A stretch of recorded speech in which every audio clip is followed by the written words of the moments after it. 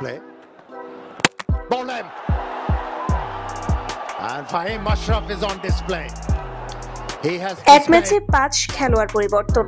গুরুত্বপূর্ণ ম্যাচে লজ্জার রেকর্ড করল বাংলাদেশ। পাওয়ার প্লেতেই নাই 8 উইকেট। দর্শক বিস্তারিত জানতে ভিডিওটি না টেনে সম্পূর্ণ দেখার অনুরোধ রইল। শ্রীলঙ্কার বিপক্ষে প্রথম ম্যাচ হারার পর টানা 2 ম্যাচ দারুণভাবে জিতে সিরিজ নিশ্চিত করেন টাইগাররা। ক্যাপ্টেন লিটন দাসের অসাধারণ গেম প্ল্যানিং এবং বোলার সঠিক সময় ব্যবহার করে তুড়ি মেরে উড়িয়ে দেয় লঙ্কানদের।